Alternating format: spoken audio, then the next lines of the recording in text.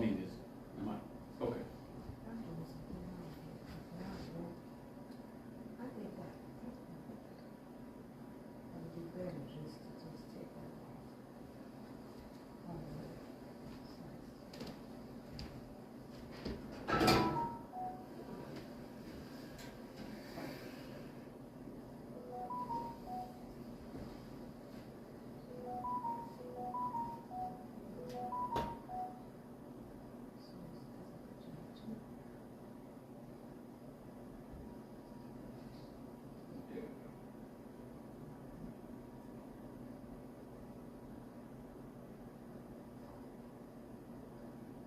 Well, greetings everyone. I'd like to welcome everyone here to another installment of Medical Missionary Workshop. And today's for the month of January, this first one for the new year. It's been the first one since we've had in probably 3 or 4 months. So it's a lot of valuable information. And I'd like to welcome everyone here today. We're here at 1013 Callahan Street, Northville, North Carolina. Believers of Truth Free Seventh-day Adventist Church. And before we begin, as always, just want to have a word of prayer. Father in heaven, we thank you, Lord, for just blessing us with life today. And I pray, Lord, that this information that is given, it will help someone that has, failing eye health, blurry vision, or whatever the malady may be. There's so many eye problems that are happening right now. So Lord, we just pray and ask for you to be, that you bless this meeting, this workshop at this time, because there's all these natural remedies that we have right in our own kitchens that we can use with very little cost, if any at all. And Lord, we just thank you for this blessing. In Jesus' name I pray. Amen. Amen. Now, scripture today, I want to share, it's normally through John 2, and we'll say that one too, but I have an additional one I would like to share that I thought was very applicable for the subject we're talking about. 3 John 2, which reads, Beloved, I wish above all things that thou mayest prosper and be in health, even as thy soul prosper. But I thought one that was very fitting, because we're talking about eye health, and we're going to go over the leading causes of blindness in the United States and in the world abroad. We're going to talk about all these things. So I thought it was there's a part in the book of St. John, chapter 9, and it's talking about, the backdrop here is talking about the young man that was born blind, and how I just want to discuss how he was healed from his blindness by a natural remedy that was applied by Christ himself. Because we have to realize Christ does all the healing. He just gives us the tools to use to help for the other healing. So I just want to start this at John 9, verse 6. And this is what Jesus did, verse 6. When he had thus spoken, he spat on the ground and made clay of the spittle, and he anointed the eyes of the blind man with the clay, and said unto him, Go wash in the pool of Siloam, which is by interpretation sent. He went his way therefore and washed and came seeing.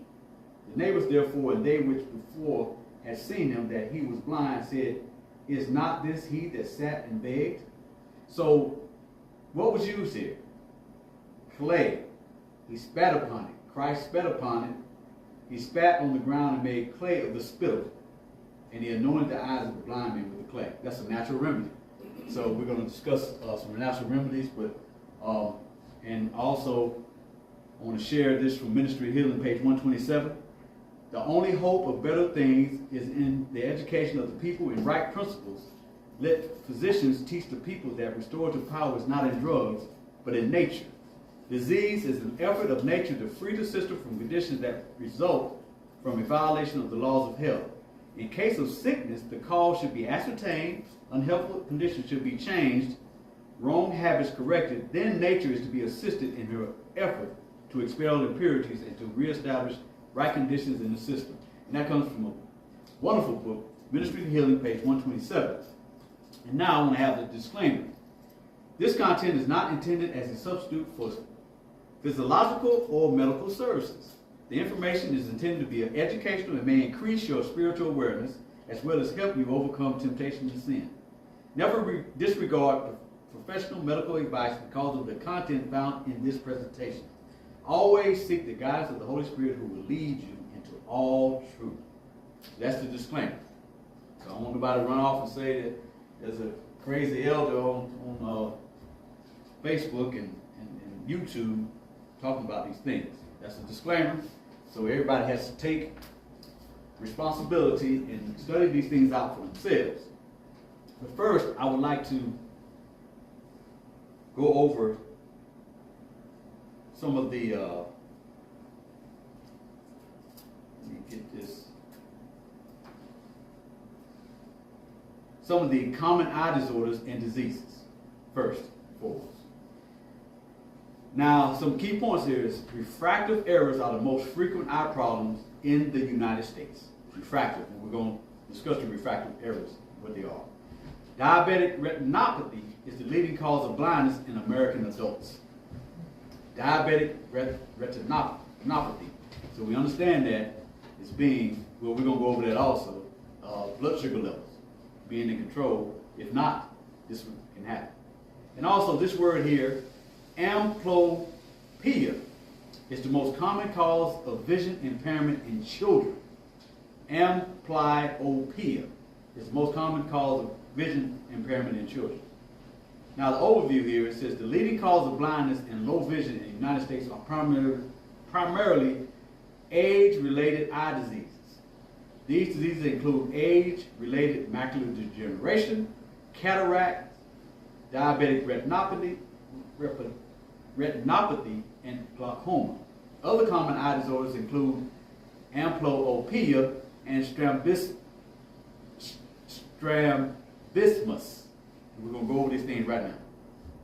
Now, refractive errors is what you commonly see, and let me get this right here because I wear glasses. And I'm going to share my condition with the other conditions.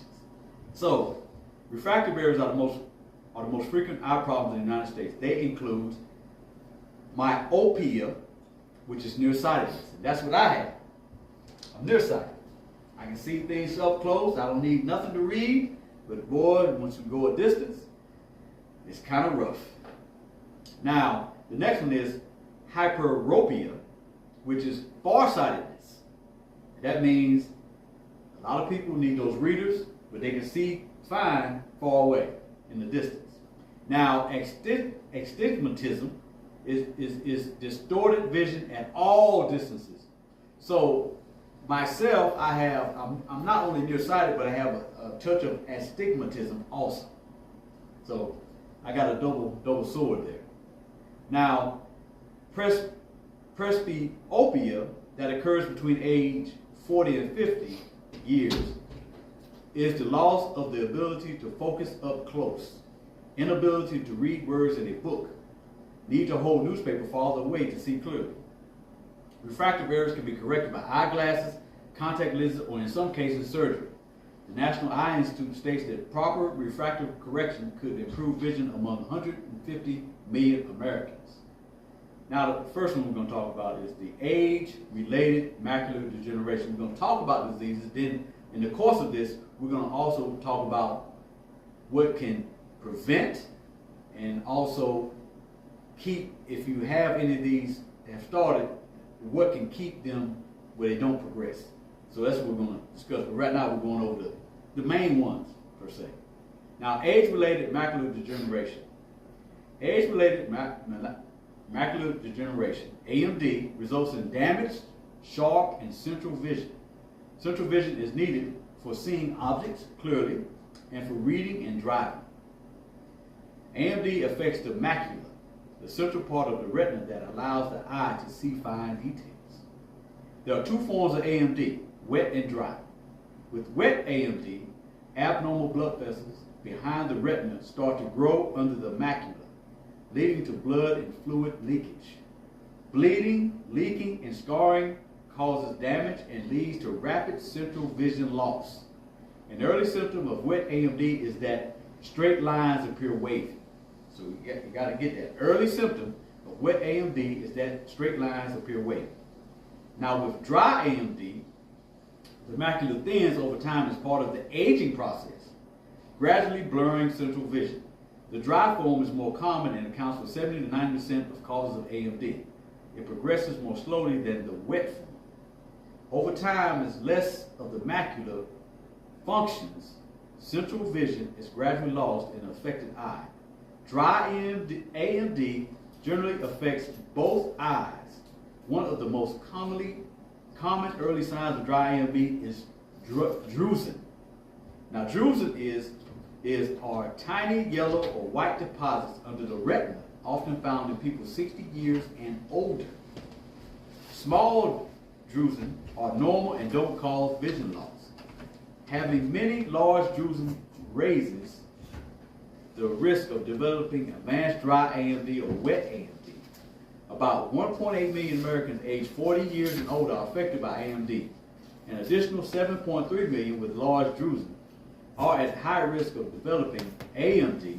AMD is the leading cause of permanent impairment of reading and fine or close-up vision among people aged 65 and older. Now, the next one, well, I'll take a break for a minute. Do you know what the box would look like if there's one in there for the encyclopedia? Out there? Yeah. It's go out and look through it. Right. And just see if you see a case with it. Because, yeah, there was a lot of Which information. key is it? Oh.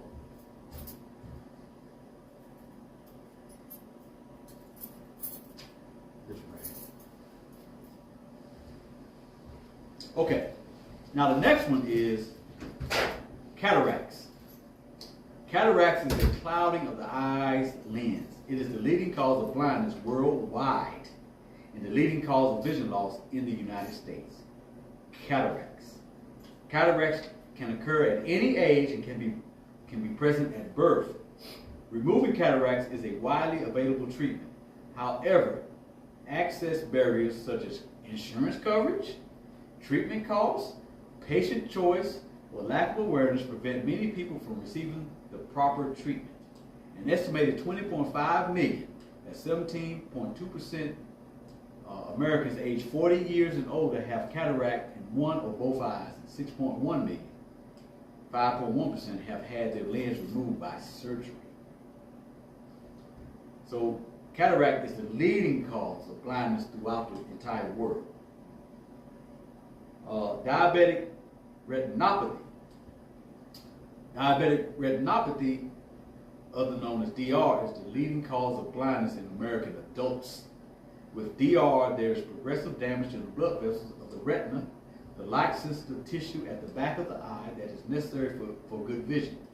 DR progresses through 4 stages: mild, non-proliferative retinopathy,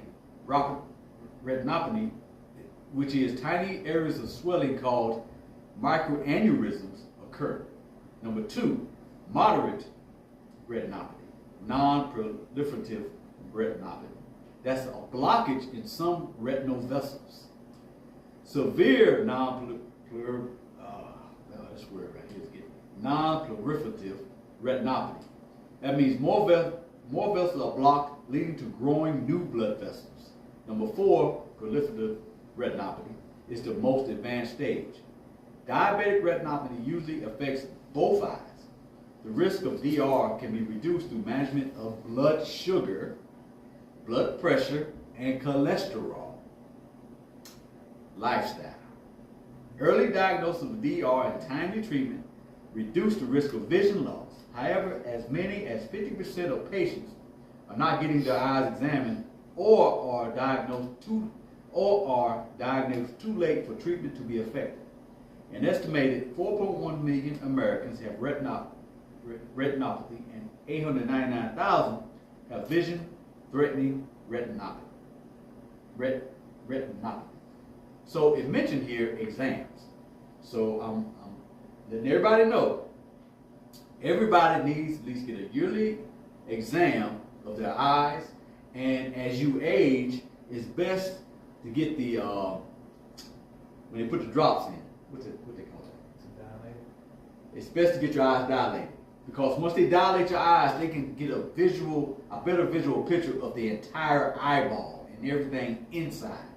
And if you have something starting, they can identify it, and then you can start working on it naturally. You don't want to wait until you can't have see, then go to the eye doctor. It's like a cataract has progressed, or the retinopathy has progressed to a point where you're going to have to do drastic measures, surgery. And what really got me interested in eye health was I asked myself, why is everybody getting cataracts removed? What are these cataracts? You know, I took my mother to get her surgery. You know, she's 80 now. I think she got hers maybe 10 years ago. But everybody's having cataract surgery. So I'm like, how can I prevent that? Is there any way to prevent it? So that's why I got very interested and started digging deep into this. And I just, you know, as you age, cataracts form. Of course, the older you get, they will form. But if you get those yearly eye exams and get dilated, I didn't say, you know, a lot of eye doctors now are doing the image instead of dilation. Well, I'm gonna share this with you. I have an eye doctor. I have 2 or 3 of them. Now, insurance normally pays for dilation, but for that image or that scan of the eyeball that they have down the machines in there, you have to pay for that. Insurance normally doesn't pay for that. So, and out of the 2, dilation reveals the eyeball, the inner eye, better. You can go research it yourself, because I did that. Insurance pays for dilation, but it doesn't normally pay for that image or that scan that a lot of eye doctors now are pushing. As a matter of fact, one of my eye doctors told me that it was mandatory, and I had to make a change. I said, no, I'm not. You know, it wasn't about the money. It's about principle. You're gonna tell me to see you, I have to pay for this image when I know that when I get dilated, it doesn't cost me anything. Insurance pays for it. And dilation gives a better picture of the eye. So it doesn't make sense. But, you know, everything is revolved about money now. Everything is. So that's why we got to take charge of our own health. That's every aspect of our body. Now, the next one I'll talk about is glaucoma. Glaucoma is a group of diseases that can damage the eye's optic nerve and result in vision loss and blindness. Glaucoma occurs when the normal fluid pressure inside the eyes slowly rises. However, recent findings show that glaucoma can occur with normal eye pressure. With early treatment, you can often protect your eyes against serious vision loss. There are 2 major categories: open angle and closed angle glaucoma. Open angle is a chronic condition that progresses slowly over a long period of time. Usually a person with glaucoma doesn't notice vision loss until the disease is very advanced. This is why glaucoma is called sneak thief of sight. Angle closure can appear suddenly and is painful. Visual loss can progress quickly. However, pain and discomfort typically leads patients to seek medical attention before permanent damage occurs. Are you taking any questions yet? Not yet. Not this portion yet. I'm just explaining the different diseases. But I stepped out. What are we talking about? Glaucoma? Okay. Yeah, I went over were you here for the cataracts? No, about cataracts. I didn't hear cataracts, but the glaucoma I wanted to hear about. Glaucoma. Okay, I'll go over the glaucoma right quick, because I just started. Glaucoma is a group of diseases that can damage the eye's optic nerve and result in vision loss and blindness. Glaucoma occurs when the normal fluid pressure inside the eye slowly rises. However, recent findings show that glaucoma can occur with normal eye pressure with early treatment. You can often protect your eyes against serious vision loss. There are 2 major categories: open angle and closed angle glaucoma. Open angle is a chronic condition that progresses slowly over a long period of time.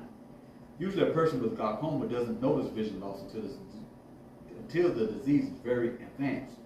This is why glaucoma is called sneak thief of sight. That's catchy, isn't it? Sneak thief of sight. Open angle glaucoma. Now, angle closure can appear suddenly and is painful. Visual loss can progress quickly. However, pain and discomfort typically leads patients to seek medical attention before permanent damage occurs. That's glaucoma. Now, amblyopia, go ahead. So one is painless, one condition is painless, and one is painful. Right. So the one that's painful, the closed angle, that's going to send you to the doctor. Your eyes be hurt. You're going, no, I need to go see what's going on. But the other one is slow moving. This glaucoma is the open angle that it progresses slowly over a long period of time. So are you going to talk about what causes the glaucoma? Well, yeah, we're going to, once we get into, you know, how to prevent and everything. And if you have it, things that can be done that you can use naturally. Now, amblyopia, also referred to as lazy eye, is the most common cause of vision impairment in children. With amblyopia, the vision in one eye is reduced because the eye and brain are not working together properly. The eye itself looks normal, but it is not being used normally because the brain is favoring the other eye. Conditions leading to amblyopia include strabismus, an imbalance in the position of the two eyes. Being more nearsighted, farsighted, or astigmatic, distorted vision at all distances in one eye than the other eye. Other eye conditions such as cataract, this is rare when it comes to, you know, for children, amblyopia, but it can happen. Unless it is successfully treated in early childhood, amblyopia usually lasts into adulthood. It is the most common cause of permanent one-eye vision impairment among children and young and middle-aged adults. An estimated 2% to 3% of the population suffers from amblyopia. Strabismus, it involves an imbalance in the position of the two eyes. So it's like you can't visually see it, but it's like the eyes and the way the brain is functioning, the eyes are off balance. You know, I don't want people to think that, you know, one eye gonna be up and the other gonna be down. So I don't want to think like that. But it says strabismus can cause the eyes to cross in it's called esotropia, or turn out exotropia. Strabismus is caused by a lack of coordination between the eyes. As a result, the eyes look in different directions and do not focus simultaneously on a single point. Now, you've seen people like that, where the eyes just, you know, they're looking at you, but, you know, the eye that, you know, is actually in the corners. That's called cross-eyed. Mm-hmm. A person is cross-eyed. Yep, the coordination, there's lack of coordination between the eyes. So what is called cross-eyed? Right? Well, yeah, cross-eyed, where the eyes are going in different yes, directions. it causes the eyes to cross. Yeah. Either externally or internally, you know, in or out. I think a lot of which one has that condition? And Albino. albino. Yeah, I think a lot of them have that condition. It said in most cases of strabismus in children, the cause is unknown. In more than half of these cases, the problem is present at or shortly after birth, congenital strabismus, when the two eyes fail to focus on the same image. There is reduced or absent depth perception, and the brain may learn to ignore the input from one eye, causing permanent vision loss in that eye. Now, there's something else. There's another one that is very, a lot of people have to deal with too, is dry eye. Dry eyes. So that means, and one thing for dry eye, I'll tell you right now, is to blink more. Because your ducts have moisture. Your eyes need that moisture. So the more you blink, it'll help, you know, do that. The more you blink. So just don't stare at an object for a long period of time without blinking. because that can cause your eyes to dry. So, but yeah, we're going to talk about some key things to do for dry eye. And you were talking about more causes for that too, is that where you, with the screen? Oh yeah, all that. Yeah, I got that on paper there. Now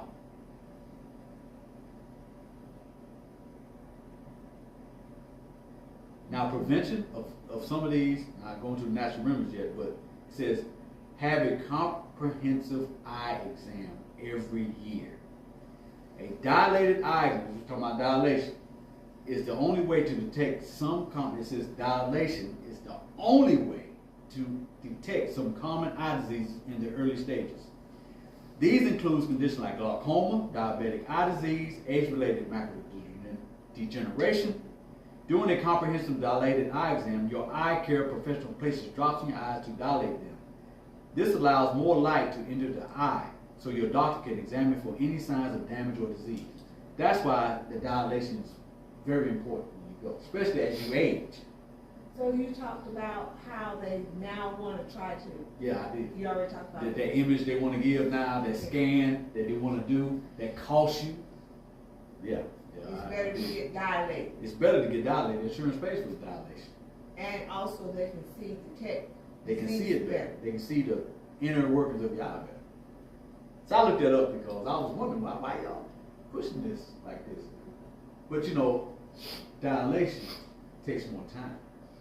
Yeah. First of all, they're going to have to take more time with you, but then you have to spend more time there. You see what I'm saying? Because the drops have to have time to work. Yeah. So how much time did you have to stay extra?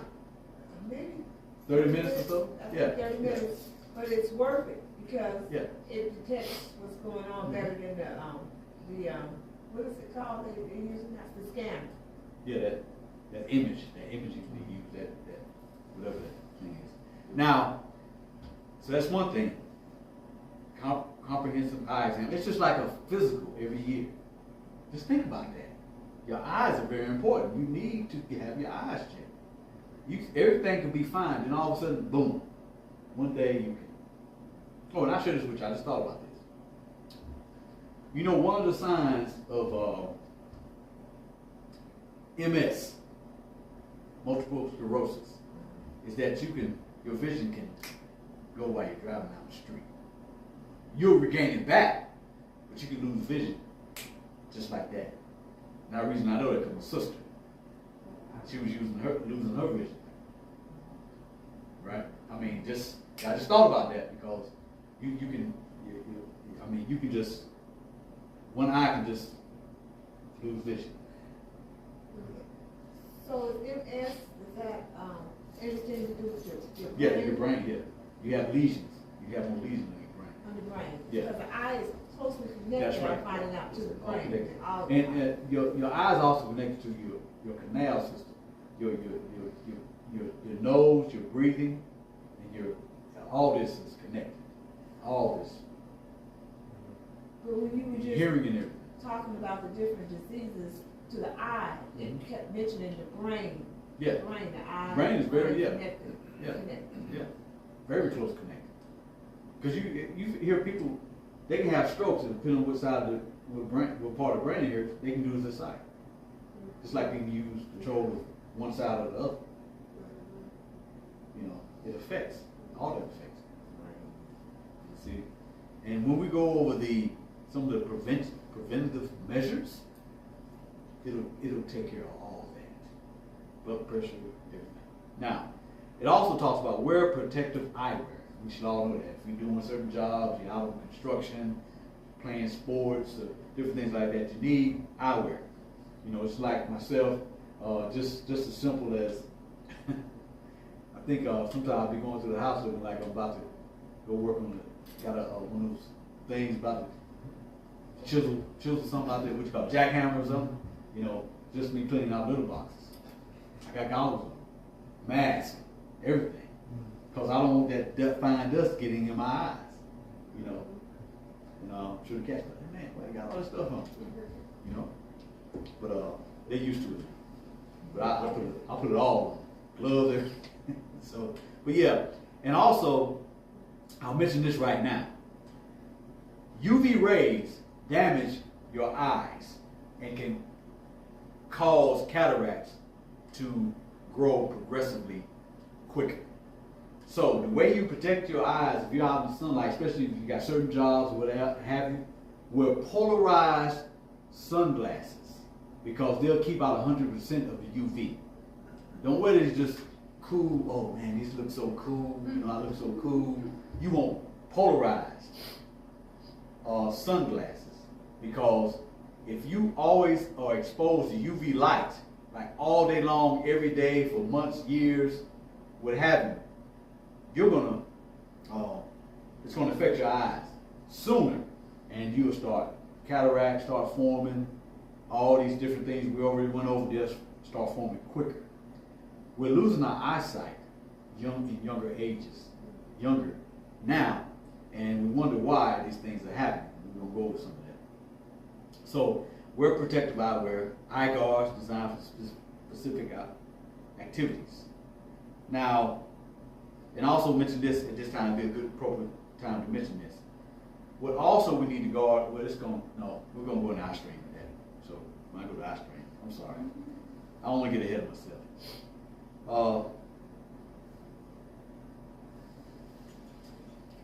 And it talks about protective eyewear lenses are made of polycarbonate, which is 10 times stronger than other plastic. Many eye care providers sell protective eyewear, as do some sporting goods stores. Employers are required to provide a safe work environment, including protective eyewear if needed. And it talks about wearing the sun rays, wear the sunglasses that block out 99 to 100% of UVA and UVB radiation. And give your eyes a rest. Now, I'm really going to break down this 20/20 rule.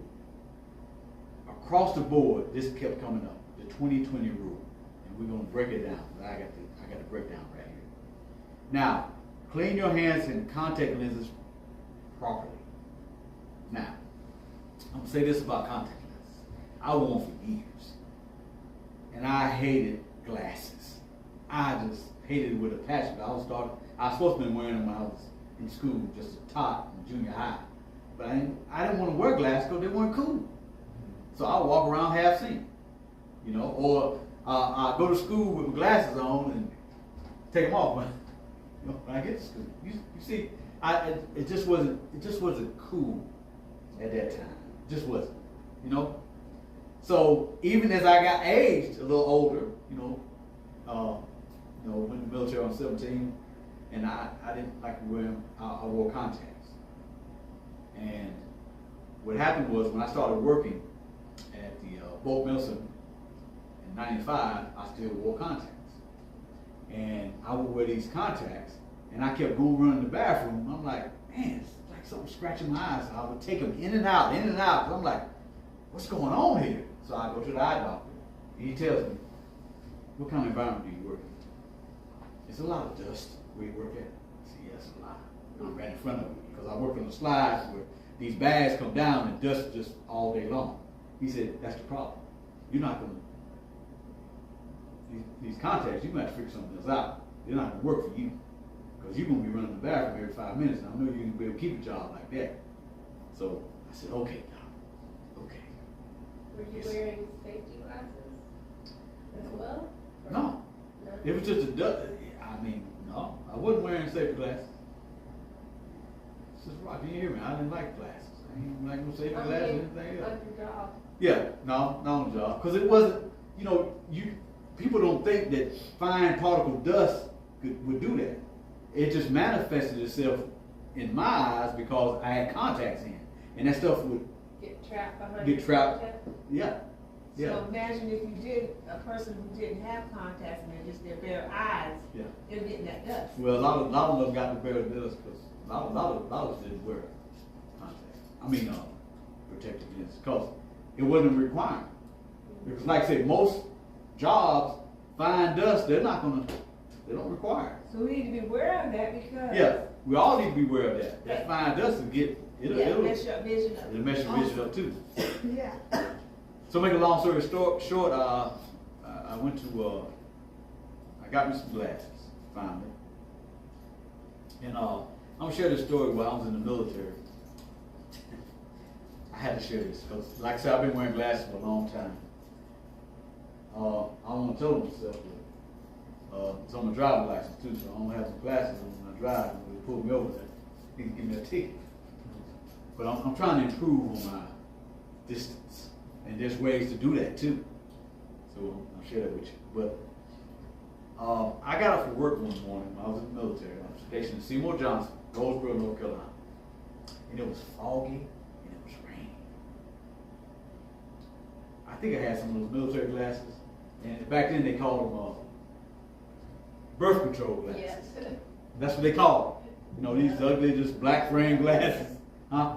You remember them? I of course I didn't like to wear them, so I got up one morning and I was going to work, and I was running late, and I was driving in my car, and almost had to stick my head out the window because it was foggy and rainy. And I was like, man, I think I need to go on tonight.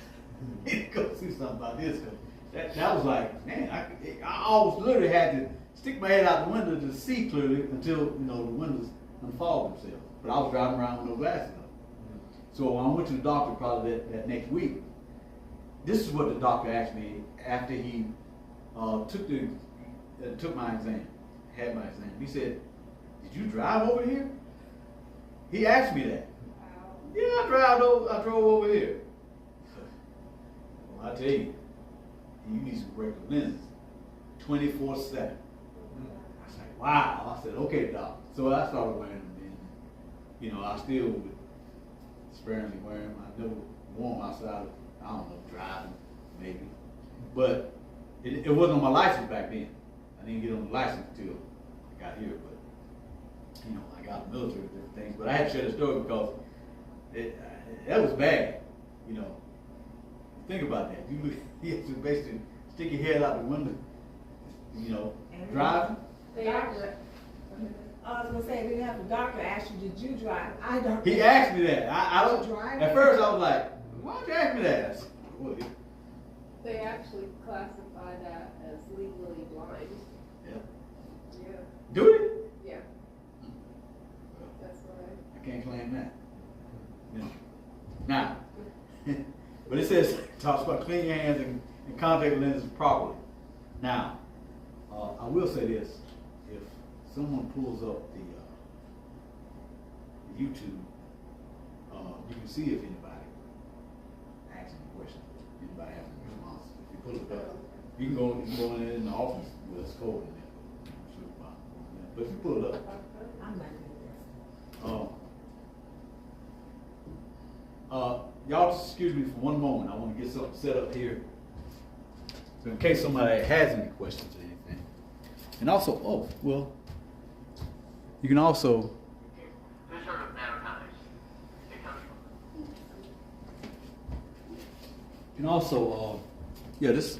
it's also, you can look on this too.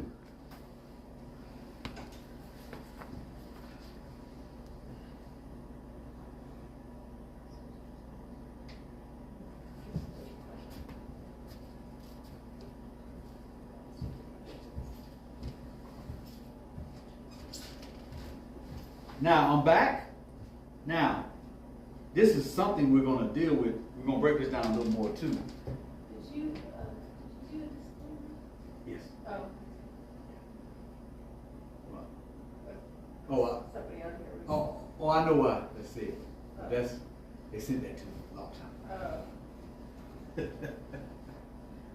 It was, I like it. They're just great. Yeah, we usually do it anyway. Yeah, but it's a little different. It's good. Now, next thing we're going to talk about, we're going to go over tips to prevent vision loss. And eat right to protect your sight. We're going to break that down. Maintain a healthy weight. Maintain your blood sugar levels. Diabetic retinopathy. Know your family's eye health history.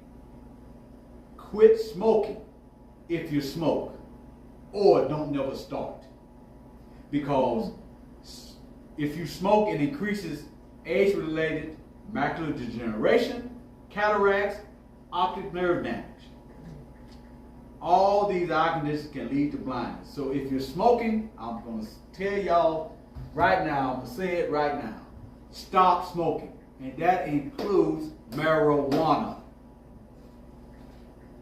weed. What's another word for it?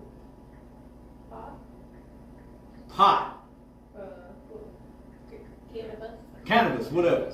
Stop smoking, all of it. Any type of smoking. Please. And we're going to break this down a little more. Now, before we break that down, I want to really go over this time. Oh, we got plenty of time. This demonstration will be nice and short anyway. I have a little bit of information to go over here. Now, I wanted to explain this 2020. How does the 2020 rule prevent eye strain? I want to break this down because across the board, when I studied this, this was everywhere. If you find yourself gazing at screens all day, the 2020 rule may help. Every 20 minutes spent using a screen, try to look away, and this is the 2020 rule, try to look away at something that is 20 feet away for a total of 20 seconds. 20, 20, 20. This is how long it takes for your eyes to reset and relax. So if you are on a computer, if your job, you're in front of a computer all day long, put this 20-20 rule in effect. Every 20 minutes spent using a screen, try to look away at something that is 20 feet away for a total of 20 seconds. This is how long it takes your eyes to reset and relax. Screen time is a big issue these days. You probably spend a good number of hours looking at screens, like your computer at home, at work and at home, your smartphone, television, or other digital devices. It covers everything. Looking at screens too much can lead to eye strain. And that's these smartphones, televisions, and tablets is one of the leading problems of bad eyesight in young children. Too much screen time. And you know where that comes from? That blue light. Constantly emitting in your eyes. Blue light. Now you can get blue light blockers. You can get your glasses, your lenses that'll also block some of that blue light out also. But one of the main reasons you're seeing so many young people wearing glasses now is because of their screen time. A lot of young children today are being raised on screens. It's just a fact, and it's true, and we need to be very careful of that. We need to limit, if they need to be limited, very limited on their screen time. The mother of my three oldest. Speak up now. The mother of our three oldest grandchildren told me yesterday. First, the oldest she all of a sudden had to wear glasses, and now all three of them now they have to wear glasses, and Even Johanna. Even Johanna, and all three of them stay on those devices when they're at their mother's house. That's all they do, and it's not just. It's most of the children. That's the babysitter. You know, that's right. It's babysitter. Oh, I gotta clean this kitchen up. Here. I gotta make this bed up. I gotta do some laundry. Here you go. And it's hurting them. Or I want to get on the cell phone. Oh yeah. I need to take time. I want to do it myself. So here's yours. We can do it together. I'm telling you, it's messing up the children's eyes and their thought process. They don't want to read anymore. Our children don't want to read books. They just everything's on the screen. Everything. And that goes for the adults also, especially the adults. But looking at screens too much can lead to eye strain. What does the research say about the 20-20 rule? The American Academy of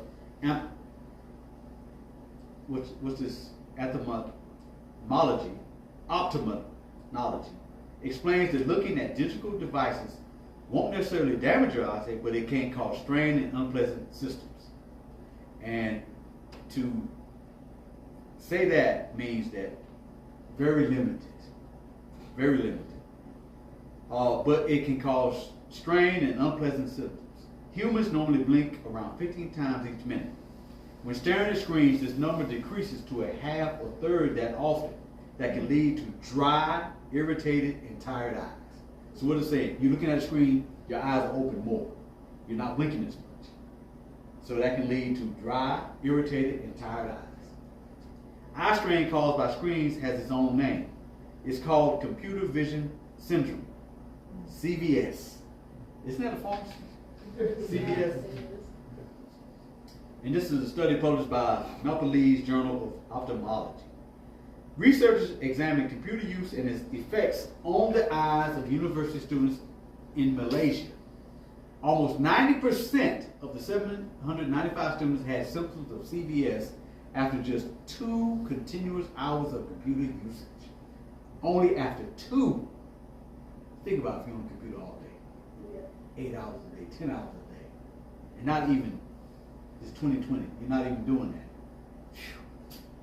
I had to do the 2020 rule because I was on it all day. To figure it out. So you knew about the 2020. Okay, amen. So can you go over that once more? Is that Go for what now? 2020, because I was not. No, I'm talking some paying more. No, you weren't paying attention. attention. No, I wasn't. Well, I need everyone here to pay attention. It's just every 20 minutes, take your eyes off the screen and look. 20 look at feet away. something 20 feet away. For 20 For seconds. 20 seconds. Keep 20 your eyes- minutes, keep your eyes open. 20 feet, 20 seconds. Yeah. But I'm 20 still going minutes, 20 feet. Yes. 20 minutes, After Look- 20 minutes, look away. look away, for 20 seconds with something 20 feet away. Okay. You know, do the best you can for 20 seconds. It helped a lot too, because Hmm. before I wasn't doing it, and then I read about it, and it helped a lot, because I was literally on that screen the entire day, so. Now this says taking frequent breaks to look at faraway objects during screen time significantly lessen their eye strain symptoms. In other words, the 20-20-20 rule works. While many doctors suggest that the 20-20-20 rule is the best line of defense, researchers explain that any break from repetitive computer work or screens is beneficial. They also explain that children don't typically notice eye strain as much as adults. As a result, children's screen time should be monitored closely by caregivers. Closely. What are symptoms of eye strain? Having sore, tired, burning, or itching eyes are the main symptoms of eye strain. Other symptoms include dry eyes, watery eyes, blurred vision, double vision, headaches, soreness in the neck, shoulders, or back. Sensitivity to light, trouble concentrating, difficulty keeping eyes open. While these symptoms likely point to eye strain, it is a good idea to report any changes in your vision or eye health to your doctor. What's the outlook? Eye strain from computers and other digital devices can be uncomfortable. The 2020 rule may help you avoid eye strain along with decreasing your time spent looking at screens. Even if the strain feels severe, it will likely not cause permanent damage to your vision. Your symptoms should subside once you rest your eyes. Okay, talking about screen time. Everything needs to be shut off at least an hour before bed. Everything. No cell phone, no anything. If you still feel that energy, you want to stay up a little longer, go over the scriptures in the Bible or some counseling. Reading Reading. is like a sleeping pill to me. Yeah, well that's what I'm saying. So that's what you're trying to do, go to sleep, right? Okay. But most people go to sleep with what? You see? That So- actually keeps you awake. Yeah, it will keep you. Or if you do go to sleep, you're going to wake early because your rhythms, circadian rhythms are off because of that. That blue light coming in, all the time. So you just got to shut it down.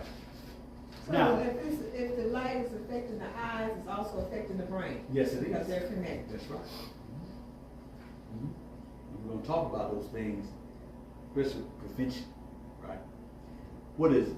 An ounce of prevention is worth a pound of cure. That's why we got to do all the preventative things we know to do. And now say, what are other ways to prevent eye strain? Want to avoid eye strain? Whenever you sit down to look at the screen, remember to follow these ergonomic eye tips. Like that. Sit farther away from your computer screen. A good rule is to be at least 25 inches or roughly an arm's length away. While you are at it, move the screen so you have to look slightly downward at the screen. Consider using a matte screen filter to reduce your screen's glare. Try your best to remember to follow the 20-20-20 rule. Set a timer to remind you to look away every 20 minutes at an object that is about 20 feet away for a full 20 seconds. But some artificial tears at your local drugstore to use when your eyes feel dry. A humidifier can also help. I don't recommend, I would use artificial tears. Now you do have some formulations that have natural, and some, the tear things that they have does have castor oil in it. Some of these things you can get over, from the health stores and different places like that. But you got to be very careful because they just had a serious recall on the eye drop just recently because the people, they were getting infection in their eyes. I'm using the wrong type of. Well, no, these were prescribed eye drops. But they weren't the natural. No, they weren't natural. They weren't the natural. They were prescribed eye drops. I forgot the name of y'all. If y'all can pull it up, because I got it on the phone. My phone was recording. But if you pull up recall of eye drops, it'll come up. So that's those eye drops, not the natural eye drops. No, it's not the natural. But the ones prescribed eye drops. And any ones you make naturally, well, you have different formulations, so you have to look because there's a lot of recommendations for natural ones that you can order and get also. But I think it's always best to make up your own, but it has to be sterile. And when I say sterile, whenever you put something in your eyes, it must be clean, sterile. Because you can take a natural something you make at the house, and if something, particles get in it, it can cause an eye infection. That's why you got to be very careful with what you're putting in your eyes. Very careful. It has to be sterile. One person once said that even when they do it, they boil the distilled water. That's how sterile they want it. They boil the distilled. It's distilled water, but they're gonna boil it. When they make it natural. Just they're gonna boil it. Now, it says blink often to help replenish your eyes on tears. Remember, when you look at screens, you automatically don't blink as much. So you need to be conscious about how much you blink. Dim your screen if it's much brighter than the rest of the light in the area. You could also adjust the room lighting so the contrast is lessened. Keep your screens clean. Dirty screens with fingerprints and other debris can strain your eyes even more. If you wear contact lenses, you may experience worsened symptoms of dryness and irritation. Try giving your eyes a break from time to time by wearing glasses. Avoid sleeping in contact lenses. Boy, I did that a few times, and that is rough. When you fall asleep and you have the kind that's daily wear, and not 24 hours or extended wear, and you fall asleep in them, it's like it's stuck in your eye almost. Because I did that a couple times myself. Avoid sleeping in contact lenses, even those that are marketed as extended wear. Also, always wash your hands and follow other good hygiene when putting in or taking out your lenses. Now, we're going to get to the ones that were recalled. There's quite a few. There was a Cystane lubricant eye drops, Ultra PF. There was the Refresh brand, Blink, Purely Soothing 15%, Up and Up, Extreme Relief Dry Eye, Equate Hydration, and Lubricant Eye Drop. So about 6 or 7 of them. 6 or 7 of them were recalled? Recalled for unsafe manufacturing practices. Mm-hmm. There you go. Yeah. Yeah, But that's terrible. It was causing irritations and fungal type problems in the eye. And you can lose your eyesight. That can cause blindness, infection in your eyes.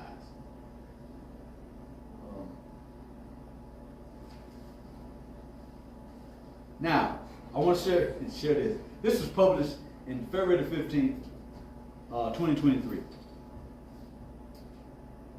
Avoid these 5 worst foods for healthy vision. It says avoid them. Number 1, sugary drinks. Drinks like soda, energy drinks, sweet tea, and lemonade contain high amounts of sugar. Consuming large amounts of sugar increases your risk of type 2 diabetes and heart disease, which can cause diabetic retinopathy and age-related macular degeneration, or AMD. A single soft drink can contain 37 grams of sugar, so be mindful of how many sodas you consume daily. You don't need them. Cut it out. You don't need them. You don't need none of these sugary drinks. And even those artificial sweeteners are not beneficial for your health neither. Because you think about it, what happened when they came up with these artificial sweeteners, so it's not sugar in them, what people were doing was drinking more of the diet sodas and different things. They started drinking more of them, so they still were gaining weight and everything. So, you don't need it. Now, here's number 2. Fish and shellfish. Fish and shellfish contain small amounts of mercury. While this is not a significant concern for most people, some are susceptible to developing health problems, including eye damage. This at-risk group includes pregnant women, those who are nursing, and children. The recommended fish intake, none. You know, here we advocate a whole plant-based diet. No fish or shellfish or any such thing. Bread products. Bread products like white bread and pasta contain simple carbohydrates, which are digested faster than other foods.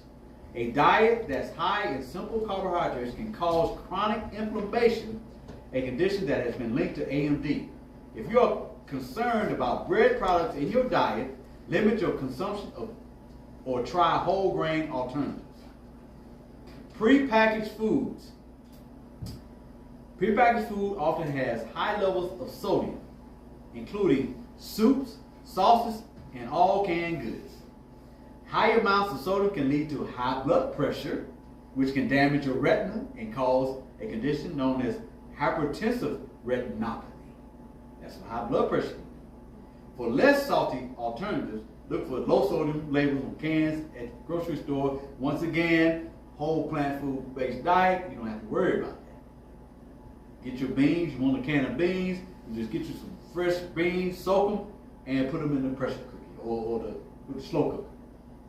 Processed meat, that's number 5. Like prepackaged foods, you'll find large amounts of sodium in processed meats such as bacon, deli meats, hot dogs. In addition to hypertensive retinopathy, sodium can cause, this is the first time I heard of this, choroidopathy, which is the buildup of fluid under the retina. Choroidopathy, which is the buildup of fluid under the retina. It can also cause neuropathy, a blockage of blood flow. All of these products are fine in moderation. I'm going to have to scratch that. I didn't mean to read that. They're not good in any shape or form. So I'm sorry. Forgive me for even saying that. These products, none of them are any good in no amount. Okay? Now, you can also look continually, and there's other foods that come up too that are not good for you. So that's just a list of 5 of them. Now, we're going to go on the opposite end. Preserving vision through diet. More than 1 million Americans are blind.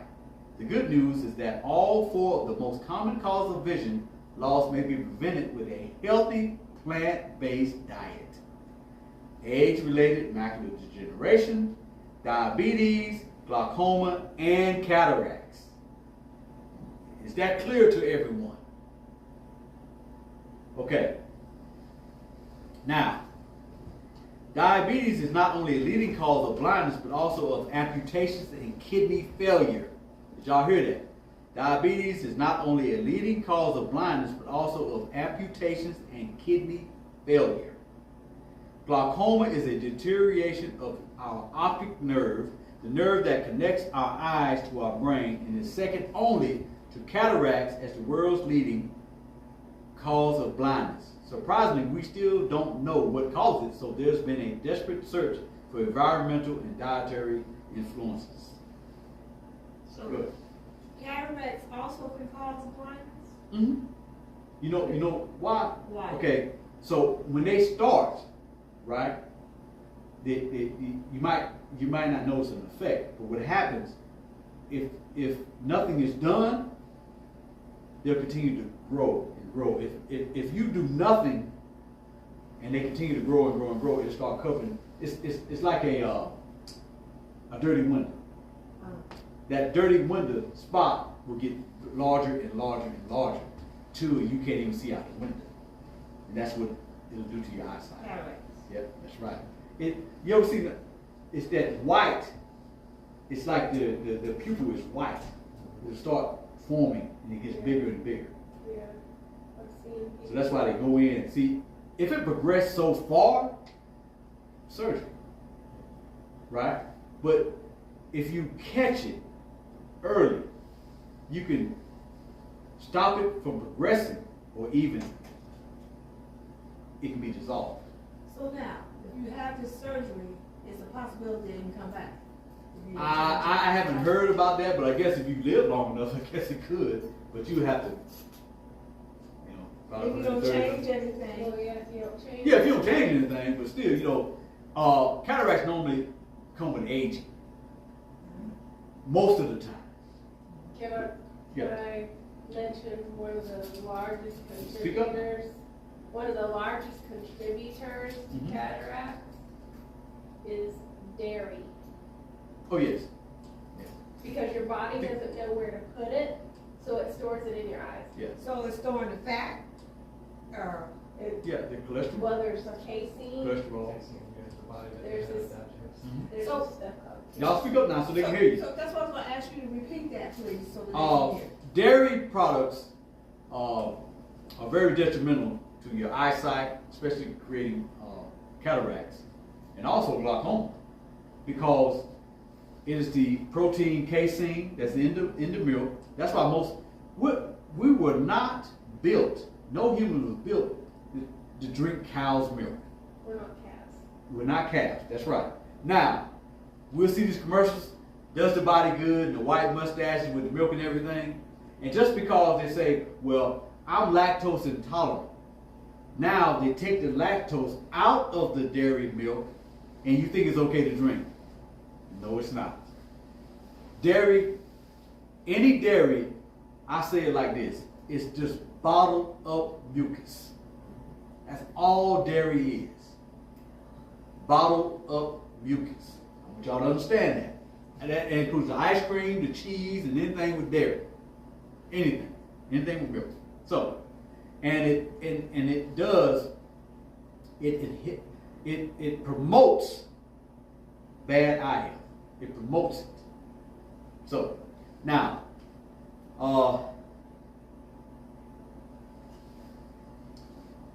two yellow plant pigments that are very good for prevention is lutein and zeaxanthin.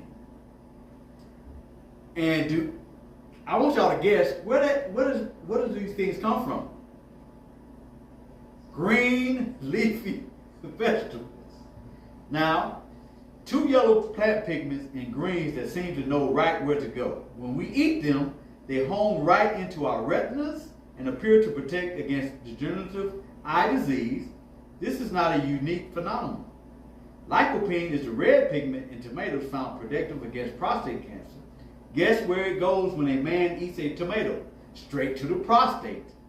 Beta-carotene in foods may prevent ovarian cancer and happens to build up in one's ovaries. These vital nutrients not only protect, but also may improve your vision. Their peak light absorbance just so happens to be the wavelength of the color of our planet's sky. By filtering out that blue haze, individuals with high macular pigment, lutein and zeaxanthin phytonutrients from greens, standing atop a mountain on a clear day, may be able to distinguish distinct mountain ridges up to 27 miles further than individuals with little or no pigments. Well, does that help with the fact that I need readers, but they tell me I have 20/20 vision? I don't understand it.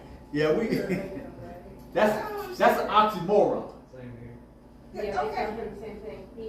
He can hardly have see sometimes, and they tell him, you got 20/20 vision. What you mean you can't have see? What, you mean Well, read? No, like just close-up stuff or. Right.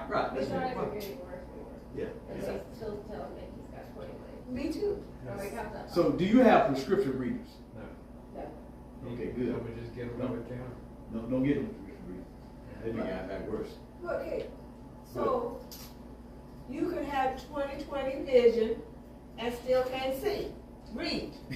You don't see, can't read. You can't read Right. because I can see something far away better than you can because you got a prescription for whatever stigma you got, but you can read better than me if it's close up. Is that how it goes? Yeah, see, I have to take glasses off to read. Now as I get those no line bifocals, what do you call those, progressive lenses? Yeah. Now as I get that, and I've tried that, I've tried them, and I really just so it depending on what you're doing. Good. Oh, I was gonna say, but you don't have 20/20 vision, right? Oh no, far from it. You don't have 20/20 vision. You even got something on your driver's license to say you need to wear your glasses. Distance, yeah. But you can read without them. Right. I need readers to read because everything's blurry, but I can see Far away. and I can drive and don't have to have anything on my license. Right. See, you're really considered, you would say you were farsighted, but I don't see how they say you have 20/20 vision. Exactly. Because if you had 20/20 vision, that's perfect vision. That's perfect. I can see up close, I can see mid range, I can see far away. Right. Well, I tell you, I can read all the smallest. I can read all that. I can see those small letters. I don't know. What you mean? With your glasses? When I get eye exam. When they did the eye exam, yeah. Yeah, when you do the eye exam. Wait a minute now. When they do my eye exam. With and no glasses on. no glasses on, and they put the thing up to your eye to examine. Yeah. I ask you to read them letters. I do really good at reading them letters. Now I don't know what that How does is. that It work? sound like some- I don't know. That's close up. I don't know. And I guess the way they got it set up. I don't know. It's some trick. But I don't know what's worse. I kind of would. For me, I like my eyesight better than my wife's. She I just like yours described it. too. Because I can work on my, and I'm going to talk about that. I can work on my distant vision, and I've been doing that. And I have a testimony to share about that. Because once I started reading and studying into this, eyeglasses make your eyes lazy. So, every year you go, you wear these glasses 24/7. I don't care if it's far sighted, near sighted, astigmatism, whatever. Your eyes are getting lazier and lazier and lazier. So when you go back to the eye doctor the next year, oh, we have to increase your prescription.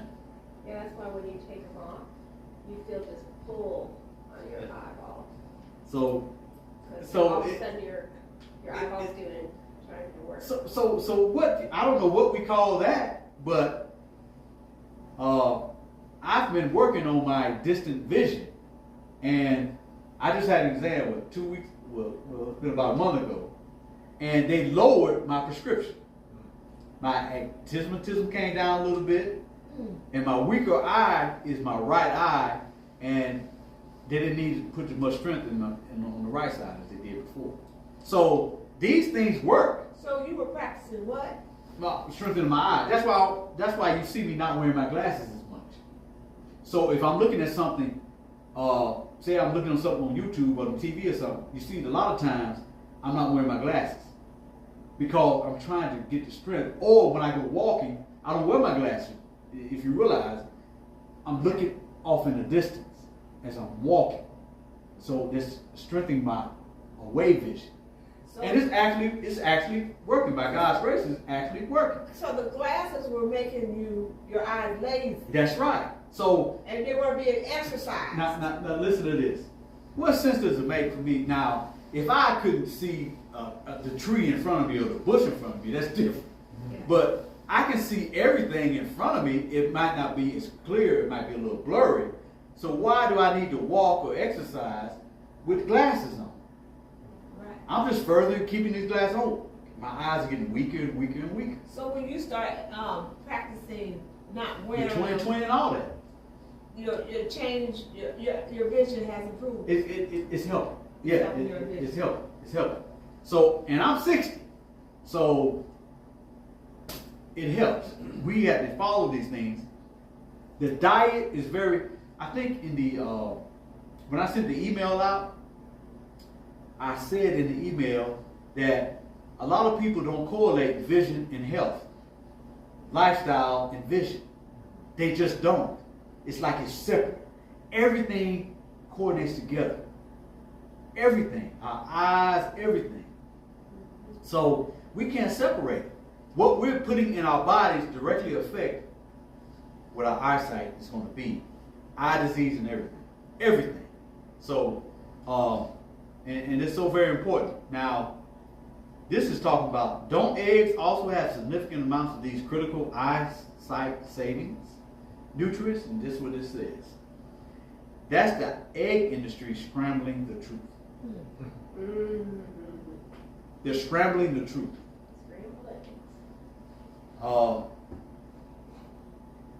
Now, I'm going to say this. If you have a condition, do what you need to do. If you have a condition and it's progressing, right?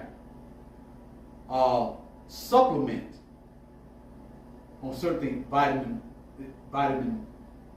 A. If you're having the condition that's progressing. Other than that, eat the food, have the proper diet, eat more greens, eat more things with vitamin A in it. Vitamin C is a big one too. And also, I think B1 and B2. Increase all the foods that you can with these things in it first. Then go to the supplement. But first, do it with food, your lifestyle.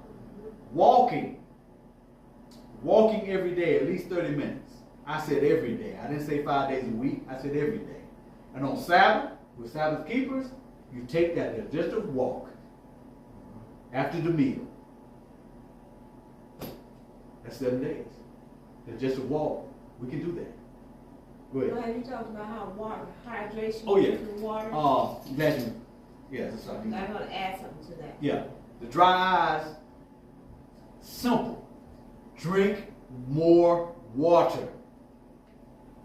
And we'll add that. I did a little bit of research on that, and it says lemon water is good to help with eyesight too, which was shocking to me, but I can see the hydration from the water plus the vitamin C from the lemon. There you go. But lemon water is good to drink too for That's help right. with your And we need improved to eye. drink that lemon water every day. That's vitamin C. Increase the vitamin C will increase the phytonutrients in your eyes. Now, one thing is very effective. We had a cat that lost his eyesight because of high blood pressure. So, as humans, it talked about it already. When you have high blood pressure, year after year, you on these blood pressure medications, they're not really, it's the medication that's bringing it down, but you still have the damage that's happening. So small blood vessels are behind your eyes, behind your pupils. And if, with the blood pressure being high, the blood vessels, they're not clear. So they're being blocked up. So that's what happened. The blood vessels, your eyes will start pooling. And that's what happened to because of the blood pressure. Yeah, because Jake had the high blood pressure and one eye filled with completely with blood. Yeah, And we had to get that removed.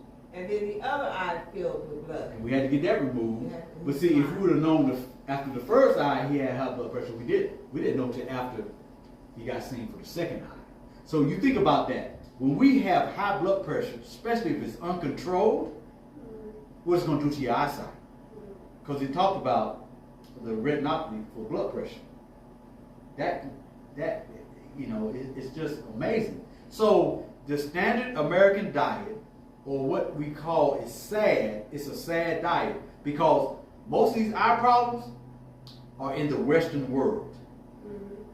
We need to understand that. You got more people going to the eye doctor, more surgeries being done, more eye doctors being needed. People need to go to more schools. That's right. You need more. Yeah. But when all we have to do, preventative-wise, is change our diets and lifestyle. Change what we eat. Get the appropriate nutrients in our bodies. I mean, it's just so much. And most people say, well, that's, how real is that? Now, here's the question. Can a vegan or whole plant-based diet improve dry eye diseases? They're using veganary. January, there's play on words, right? Sufferers of dry eye are constantly on the lookout for solutions to their issues to ease their everyday irritation and pain. But could the secret lie within your diet? Yes, it does. There's plenty of research that proves there is a link between nutrition and eye health. When it comes to tackling symptoms of dry eye disease, it's important to take a look into your diet and what nutrients and vitamins you may be lacking. A vegan, whole plant-based diet can be one of the most nutrient-rich and well-rounded diets in terms of its focus on plants and whole foods. Meaning you can meet many of your nutritional needs without any animal products at all. This month is Veganary, a yearly campaign that aims to get more people to try a vegan diet in January. That's what they call it that. Could trying it out this year help your eye health? Oh, before we end, I want to share a personal testimony that I've been keeping quiet about the diet and the eyes. Because something personally happened in my life that I know has sustained me from what they're saying is going on with my eyes, and that's my plant-based diet. I'm just realizing that. Yeah, we also going to talk about a couple of natural remedies too. Now, a plant-based diet offers much more than just hydration for dry eye sufferers. Studies show that dry eye can be improved with a proper diet, including a plant-based one. One of the most important supplements to consider for your dry eyes is omega fatty acids. And I'm not talking about fish. I'm talking about flaxseed and chia seed. And those are the main two, and some nuts, especially walnuts, and some other nuts that are high in omega-3s. So, You need to increase the omega-3. So walnuts are also good for the brain, right? Oh yes, that's why they're shaped like a So again, that explains why it's good for the eyes to that walnut, because it helps with the brain. Now it says when it comes to omega-3s, there are three types of LA, ALA, EPA, and DHA. The body can convert ALA to EPA and DHA, but the amount that's converted is limited. ALA is a plant-based omega and can be found in many vegetables, seeds, and nuts. However, for adequate eye health, you should ensure you're getting a good ratio of EPA and DHA. That means a vegan omega supplement might be a boost for your diet in the same way non-vegans often take fish oil. So we don't take no fish oil. And it's talking about lutein again, and also zeaxanthin, or antioxidants that can decrease the risk of cataracts and prevent eye diseases. You can find lutein and zeaxanthin in leafy dark greens and avocados, so grab your salad tongs and get eating. So the vitamin C is great here. So these foods, there's so much we can do that it's just amazing. It's just amazing. So I wanted to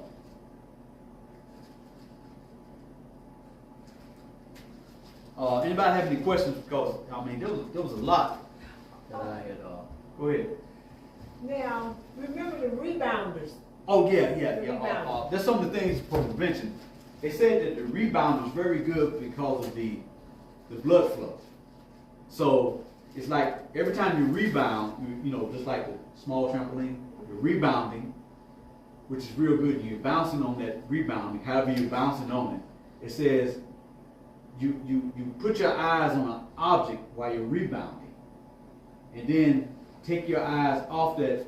Every so often, take your eyes off that one object and look outward to another object. And it's going to help strengthen your eyes also. So rebounding is real good for eye health. And also we know that daily exercise, especially walking, at least 30 minutes a day, is going to help. Exercise is very vital for our eye health, the blood flow, circulation. There are small blood vessels behind our eyes. And if they get blocked up, that's why okay, we're talking about the brain here, so you have a lot of people that deal with blood sugar issues. That's why they have so many eye problems. Now, have you ever heard this? I worked with a couple of people like this. The vision was blurry, right? They couldn't understand why. So they went to the doctor. You know what it was? Their blood sugars were high. They were diabetic. When they gave insulin, their vision cleared. Started becoming clearer. Because of the insulin was not getting into their cells properly. They were diabetics and they didn't know it. So it gave them blurry vision. It gave them blurry vision. And once they got that insulin in them, their vision started clearing up. Now, is diabetes reversible? Yes, it is. Is blood pressure reversible? Yes, it is. Every disease on this earth right now is really reversible through lifestyle, prayer and lifestyle. We have to get off this fast food, fast whatever, fake meats and all this other stuff. We need to stop it because it's killing us. It's killing us. It's taking our eyesight. Can you imagine what it's like being blind? No. And look at the story in the Bible coming from John 9 about the blind man, the man that was born blind, and how Christ spit and took that spittle, made it clay, and put it on his eyes. What's that clay called? The Benjamite clay, and there's the other one. There's two types of clays that they talk about. Will take poisons and different things out of your body. The different clays, and so any other questions? The eye wash, the golden seal. The eye wash. Okay, glaucoma especially. Eye bright is one of the most studied natural remedies. Eye washes for glaucoma, cataracts, AMD, a lot of the diseases, dry eyes, everything. You can make a wash. And I forgot the measurement of it. I think it was a quarter of a teaspoon of each of them in powder form. Boil some water somewhat. I forgot how much water to boil. And you explain that. Make it, how you make the tea out of it. Okay. Or you can make it an eye wash. Eat it both. So a tea you wouldn't drink, you would use the tea for your eye to wash your eyes. No, it said you can take it internally too. Oh. You can make it a wash too, like an eye wash. Oh, you could do it. You could drink it and use it as Yeah, an eye you wash. can use it as tea. Okay. Yep. So you have to, you take it and you how did you put it? For the tea or for the drink or for the tea? For the wash. Could you explain? So we're talking about making an eye wash with the water and the golden seal and the eye bright and use the powders. Especially for You're glaucoma. simply gonna make it like a tea. You're gonna boil your water, and then you're gonna, if you you boil the water and set it to the side, and put the powders in, the eye bright and the golden seal. And then at that point, you're gonna have to strain it because it's gonna be particles from the powders. So you would use something like cheesecloth, which is natural and good to use to strain it into a glass container, we suggest, and then there's your eye wash. Yes. Also, you could take those powders, and they have a lot of health food stores where they have tea bags, and you can put them in tea bags, put those powders in a tea bag, Boil the water. and then if it's in a tea bag, you would just simply do like if you were doing a regular tea. You have your tea bag, put it in your cup, and pour the hot water over it, and of course drink the tea, make it cool. So that's internally, and then for wash again, Make it for a you wash. can boil it, put your powders in, your Let it cool. cheesecloth, let it cool. After it's boiled, get your cheesecloth to get the particles out, let it cool for you to use it as an eye wash. And I'm guessing to use as an eye wash, because I've never done an eye wash, they have things that you can buy. You can buy to wash the eye out. I don't know if you would just literally take a dropper and pour it in there to help wash the eye out, or just invest in something that. Yeah, one example I saw where a person had like a glass, it had like a little cup, and they put it in there and they kind of splash it in the eye in a way to wash the eye out.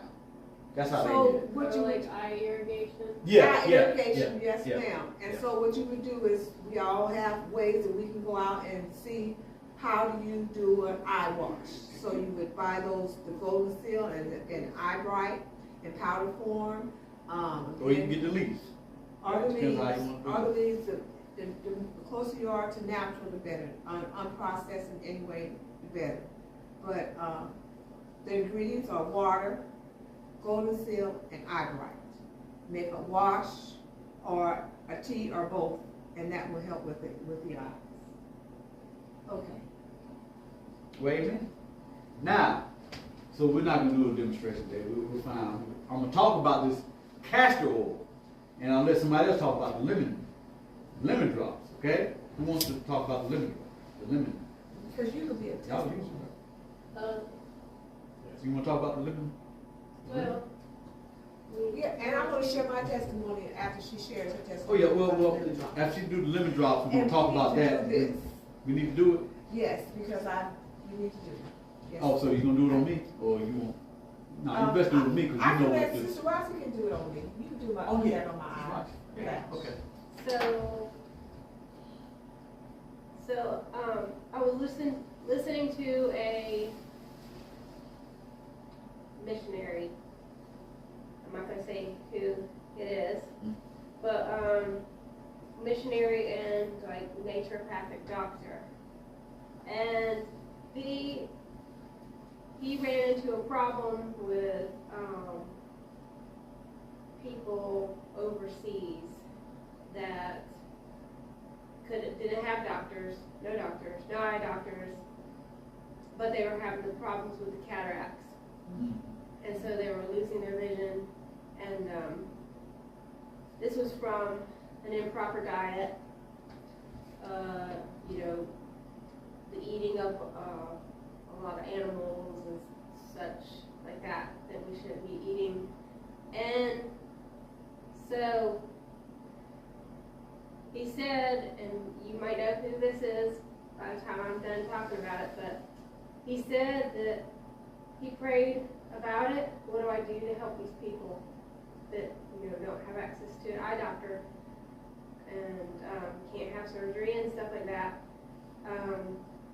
He said that he prayed about it, and he woke up the next morning, and automatically he thought lemon drops in the morning and honey drops in the evening. And so this is what they use. for the people. And he explains the science of it all. But in the morning, you use the lemon, and it's like it cleanses the eye, and it does something to the outer layer of the eye. And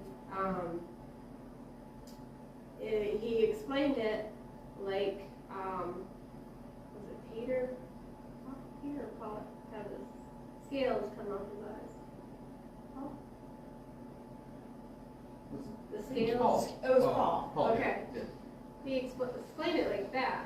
Like, what happens is your eye is, over time, by using the lemon drops, just pure lemon juice, it begins to take away these unhealthful, deposits in your eye. And he explained it like the scales coming off of your eye. And then in the evening, you do a honey drop of pure raw honey. And that gives the eye soothing and healing. So with the combination of these both, me and my husband were doing it for a little while. I don't know why we stopped. Yeah, why did y'all stop? I don't know. I don't know why. Because I guess sometimes you just move on to something different, or you just forget about it, or what.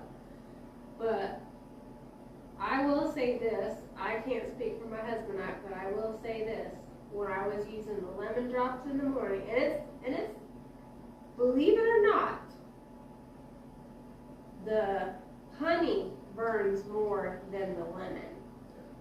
It's hard to imagine how that. You don't think, but you're like, lemon drops in my eye. Because, sometimes you're doing the lemons and some gets in your eye and you're like, but it's the honey that burns more. And it's just the initial. Even though they both still burn. It's just the initial when you put it in your eye. Just for a second or two. Yeah. But one thing I experienced about doing this was clearer vision, and especially in the morning when I put the lemon in, it was like a revitalizing of my vision. And I really need to start doing it again. But I will say that my experience was really good with that. And I can see how over time the benefits would increase as you keep going. And I really need to start doing it again. Okay. I got more to share, but you're going to cover that part. You're going to cover that part, yeah. Oh, you want to give your testimony? I was going to talk about these vitamins. Then you give your testimony. Okay. Then y'all going to do the demonstration, right? Okay. So these are some of the vitamins for the minerals that we need for eye health, to avoid cataracts and all these different things, cataracts, AMD. So vitamin A, the foods of mango,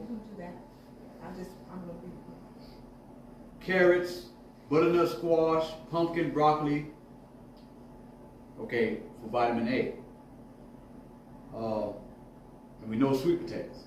Now B1, thiamine, watermelon, tomato, spinach, soy milk, and sunflower seeds. B2, riboflavin, spinach, broccoli, mushroom. Okay, there you go with the vegetables again.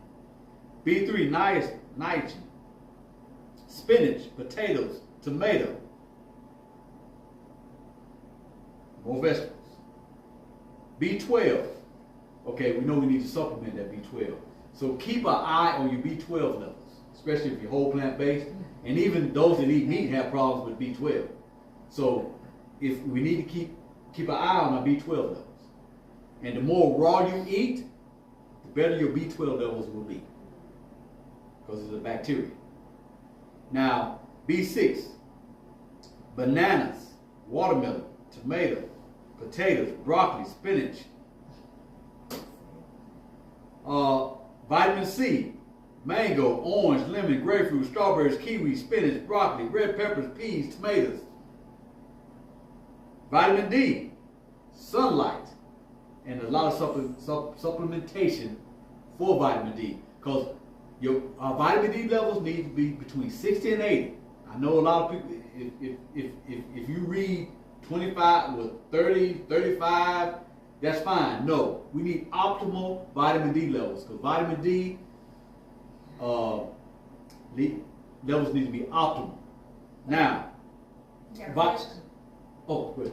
It's not really a question, but a lot of people think you cannot let your eyes get exposed to sunlight at all, but that's a mistake. No. Need some exposure. You need, especially for the sunlight to hit the whites of your eye, you need the vitamin D from sunlight for good eye health. Because what they say now, certain times of the day during the spring and summer, the UV are higher. I think around the 11 to 2 or something like that. Yeah. So you don't want to directly look into the sun like that. But a lot of times, as you close your eyelids and allow that sun to penetrate in, that's very good for the eyes. It's very good for the eyes.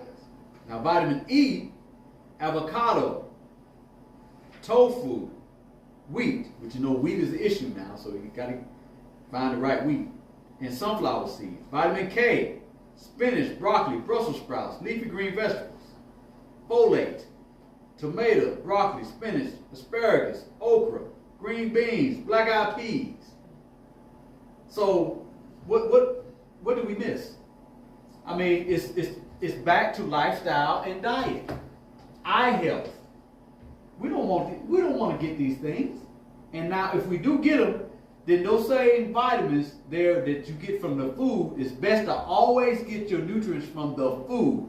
Yeah. But if you have something progressing, then you supplement it and supplement it properly, because it's more concentrated. So you need to, alleviate the problem before it gets even worse. That's when supplementation comes into place. But that vitamin D, vitamin B12, certain supplements, we need to supplement. That's something you made me think of when you said supplementing, because you have a problem. Also, juicing being good for therapy, and it's not only good for preventative, but like when you have a problem, it helps rush those vitamins into your body, into your bloodstream, and it can help alleviate a lot of that. Of course, depends on what your situation is, but just like one doctor says, if you're keeping rubbing the sandpaper on your skin, you gotta stop doing that, because you can treat it, the area, and keep rubbing the sandpaper, and it's not gonna get any better.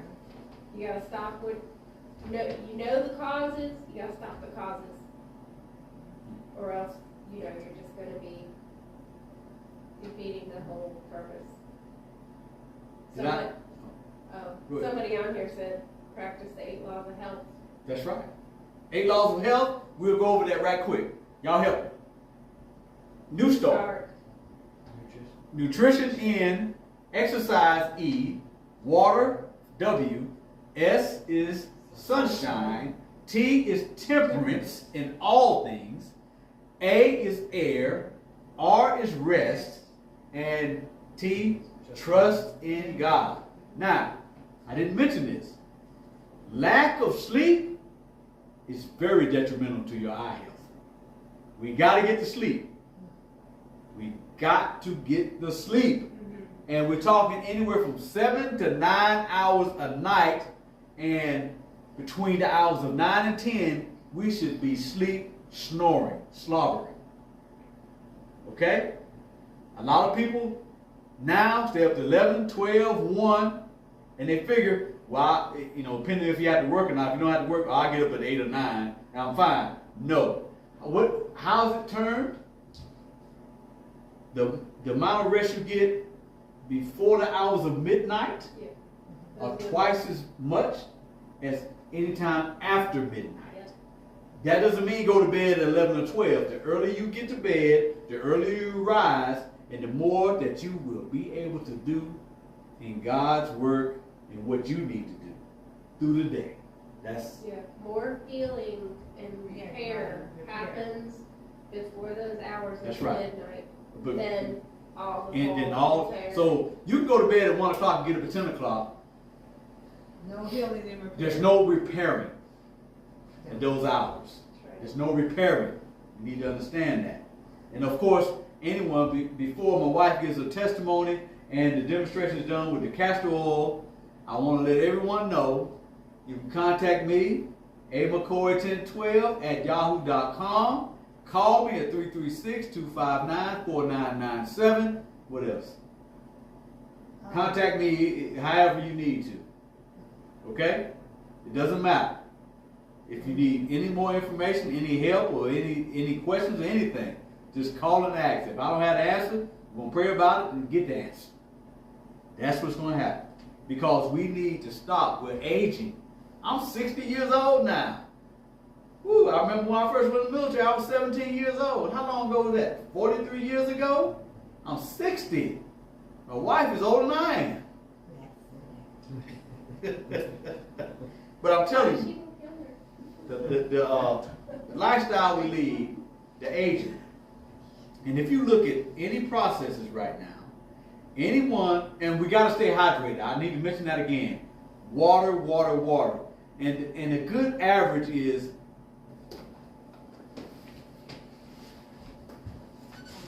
I just want to share this testimony. And it's hard for me to share it, but I know it's going to help others. Because as I listen to the Lord use my husband to emphasize on eye health and our diet, it brought to mind that I need to share this testimony. About 10 or 15 years ago, was it, Brother McCoy? About close to 15 years ago, Maybe probably. 15 years ago, I began to get my eyes checked, and I went to an eye doctor 15 years ago. And this eye doctor, he made me uncomfortable because of the way he was doing the eye exam. He was talking real fast. It was like he was trying to sell something.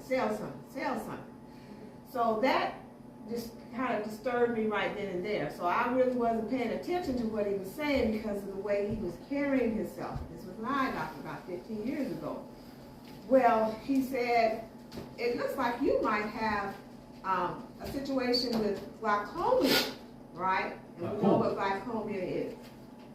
And I was like, yeah, he's just trying to sell something, What is your insurance in? This will go on the health insurance and all that. And I'm just thinking he's like a car dealer just trying to sell me something, This is 15 years ago.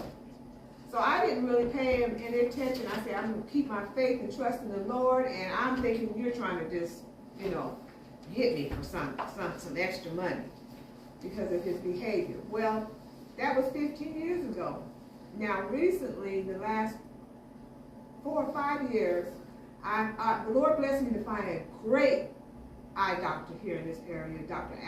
Atkins, and that he was someone that I was so thankful that the Lord, gave to me to go see because I felt comfortable with him and I felt that he would tell me the truth because another church member was dealing with eye problems with her 2 sons, and the doctor she used before Dr. Atkins said that they needed glasses, but when they went to Dr. Atkins, he said they didn't need glasses. So I said, that's the eye doctor I want. So I went to start seeing him. I've been seeing him for years, over 10 years. Wonderful, wonderful doctor. He just retired this year. Broke my heart. But anyway, Dr. Atkins said probably about 5 years ago that I might want to consider looking at getting some testing for glaucoma. And I was like, oh, it came back again. This is the doctor that I trust. But still trusting in the Lord, you know. Not, men can put things in your mind, and that's where disease starts. 9/10 of it starts in the mind. 90%. So, trusting in God, I said, I'm not going to receive that. So, again, that was 15 years ago with the other gentleman. Now, 10 years later, well, 15 years later, and 5 years ago, Dr. Atkins kind of brought it to my attention, but he wasn't pressuring me or anything like that. And so, some things happened. We went to see another eye doctor, my husband and I, and this lady said the same thing. She said, has anybody ever said anything to you about glaucoma? Because I see a little something with your, I don't know what it was, being hard, pressure. But every time they check my pressure, they say it's fine. But it's something they see that they, in my eye, that they say is a little bigger than normal. And they reassured me that it could be that that's how I was born, to have that, I don't know, I can't remember what part it is, a little bigger, that kind of made them think that maybe that could be happening with me later on. Because my eye pressures are fine, but it's something physical that they see that makes them think. But the doctors told me, the last two doctors said it could be just the way my eyes are made up. So, and I'm trusting and believing that. But just hearing my husband talk about the diet, so say that could be going on. But 15 years ago, this was brought to my attention, and I'm still seeing fine. My pressure hasn't changed or anything. And I contribute that all to trusting in God and a plant-based diet. Plant-based diet. So if that is going on as far as glaucoma in my eyes, I believe that the trusting in God and that plant-based diet is keeping it back. Keeping it back, because this was 15 years ago, was brought to my attention, and I'm seeing fine. I got 20/20 vision. No, I can't say I'm seeing fine because I do wear readers to read. But as far as glaucoma and this blindness, you know, when you hear that, it kind of, it can make you, it'd be like, wow, what is it going to be like if that happens to me and I'm blind? So it's a concern, but I'm trusting in God, and I believe that when I first heard about this 15 years ago, that it was because of my lifestyle, my the health message, and my plant-based diet, that it's keeping those what is it called? What was it called? A fast what disease? What was that? I forgot which one. But it's keeping that back, if it's there at all. Open-ended or something. If it's there at all, and as I take in the knowledge and listen to the different doctors, it seems to me that it's something that I might have just been born with that causes my, whatever they're seeing, to be bigger than normal. Right, but because it's been 15 years ago that I was told this, and I'm fine. right. What's important though, that you take the steps to just get everything checked. Yes, my dear husband, he wants me You gotta get everything checked out. So now this year, I did make an appointment, because the doctor wrote, the new doctor I have, she was a wonderful young lady, she said, I can consider, she wrote down suspect. So she didn't say I had it, she said just suspect. It could be, because it could be just simply the way my eyes are. Just get the whatever testing. is larger it's just there, because I don't feel any of the symptoms that they say. But it can creep up on you too, they said too. That's right. But my dear husband wants me to have the testing, and I'm going to tell everyone, I don't want to have the You testing. need the testing because it's there, it's available. It'll let you know. Prevention is, the ounce of prevention is worth a pound of in the cure. background, he wants me to have the testing, and I'm still deciding what the Lord wants me to do, because 9/10 of disease is in the mind, and I'm trusting in Him. And I did make an appointment, and my husband is truly wanting me to have it, so that's encouraging me to go ahead. And again, I'm trusting in God, so I'll go have it. Amen. But that's my testimony. Now me and Sister Roxy, we're going to do the demonstration of the castor oil. We got here a kit, and that we bought, my husband bought this castor oil, and I'm going to get a chair. And this castor oil is, what's that name? How you say it? Cleganic. Cleganic. And tell them what kind of. It's Cleganic is the brand, and we got this from the health food store, and it's cold pressed. Right. Oh, I don't have You my need to put your glasses on so you can read it. I can't read it without my readers. Cold pressed, unrefined, chemical free, lightweight, fast absorbing. For eyelashes, hair, and skin, for all hair, skin types, cruelty free and vegan, bottled in the USA, organic, non-GMO. Amen. So that's a pure, healthy, clean castor oil. It's all. That says eye kit on it. Yeah, it has an eye kit on it. We're That one gonna has use an the eye eye kit. This came with an eye kit. I want to say I'm surprised because I didn't know that castor oil. I knew that it was good for your eyes, the healing of your eyes, but I didn't know that it had a little plus to it, that it helps to help them to stay hydrated and to keep them from if you keep them hydrated, then they won't break and fall out. So as we get older, we deal with those type of things. Your hair dries, your eyelashes and eyebrows dry too. So you can apply castor oil for that condition, those conditions also. And that's the drying and to keep them hydrated and to moisturize them. And reading this, it says it'll make them get fuller and be healthy. So, but we want to use it for the health of the eye. And then we just have that little extra plus. So, you can apply it two ways. Sister Roxy is going to help me here. This again came with a kit, and it came with a little thing that you can put the castor oil in, and then it's got like an eyelash brush to put it on. So I'm going to, and you can also apply it on the eyelid. So we're going to do one eye with eyelid, and I'm going to let Sister Roxy do the other on my eyelash. Both of these methods help. It'll penetrate. That helps to penetrate and helps with eye health. Glaucoma, cataracts, and so on. But before even floaters. Yep. and floaters, castor oil. But before she does that, she's got a short testimony about what she did when she used this. She had a condition and she used the castor oil. Yeah, so I had a sty coming up. And I woke up and my eye was really sore. And I had a sty, the first time I ever had one, like a year or two ago, and it was terrible. And I had a bad case.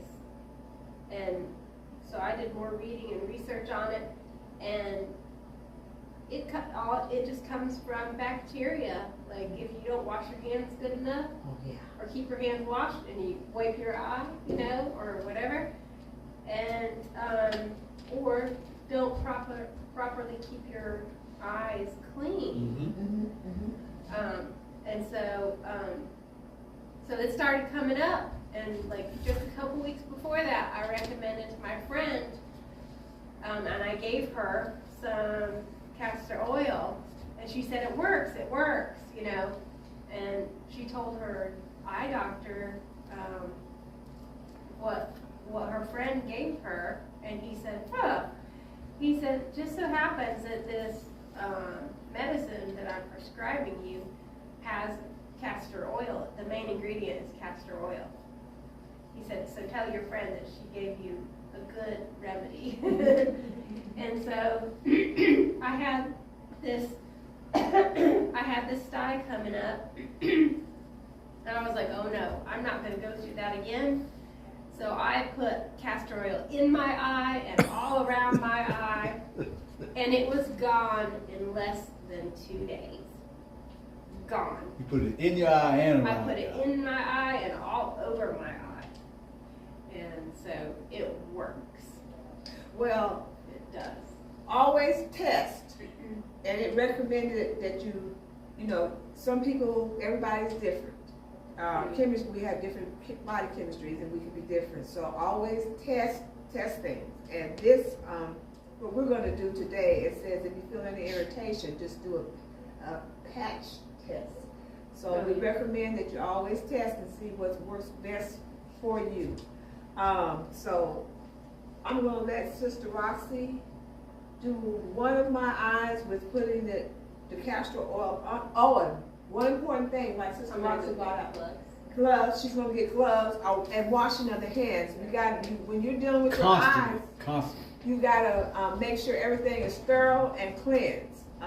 My hands, I just come from the ladies' room, so I know they're clean because I just washed them. But when you're dealing with your eyes, so that we don't get eye infection or anything, bacteria in the eye that can cause an eye sty, we have to make sure things are sterile when you use it, even when you do the eye wash. Whatever you're doing, make sure it's clean, the area is sterile.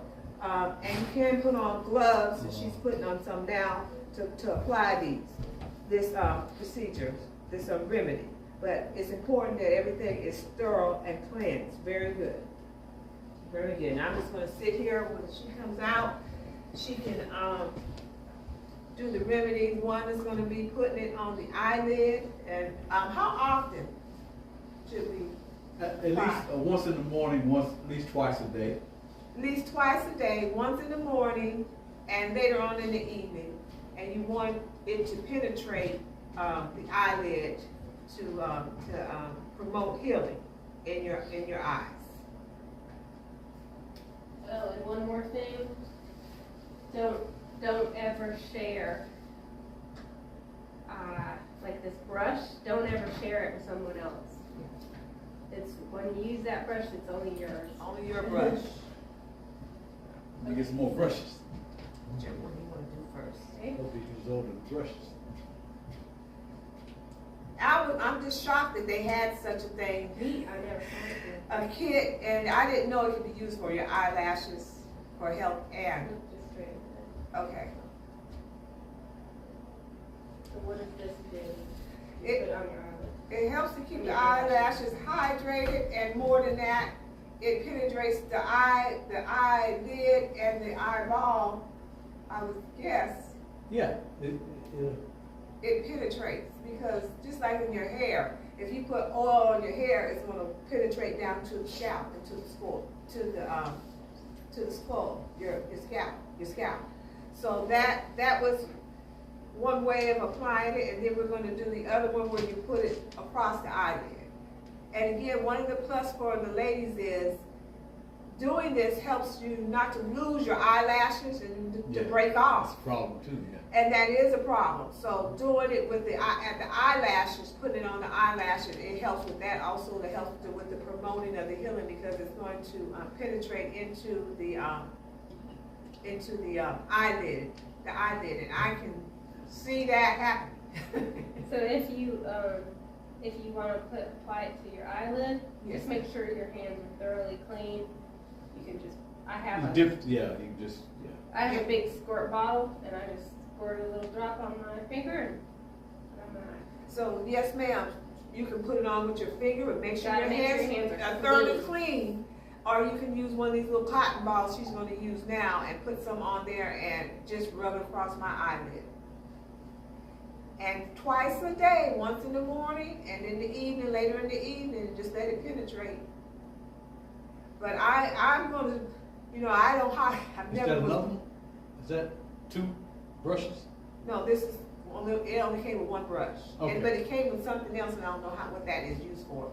But I only, I've never had long eyelashes, or healthy eyelashes. So I'm going to start applying this for my eye health with cataracts and And it'll help with your glaucoma, eyelashes.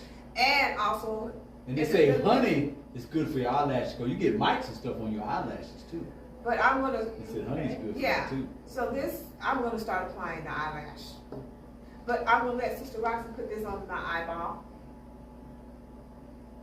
And that feels so good. That's right, you can use cotton ball. There you go. And she just simple. It was simple. She just Yeah. took some, put on a cotton ball That's all you gotta do. and put it across my eyelid, and I'm going to just rub it in a little bit. And that's what I need, God's natural healing for this supposed diagnosis of glaucoma or cataracts or whatever. And that's it. Simple.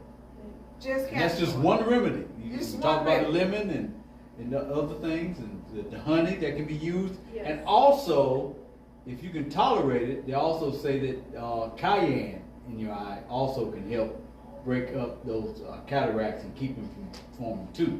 And I wanna say this about castor oil, just a the little, good part. oh, Caterpillar. oh, So there sorry. you go. I got white in my eye. Here, let me just use this. But, castor oil goes a long way, so when we're talking about expense, God's giving these natural remedies to us, and compared to, medicines, they are, very economical, and we need to know that in these days and times. So that's the end of it. Can I share one more thing? Uh-huh. Sure.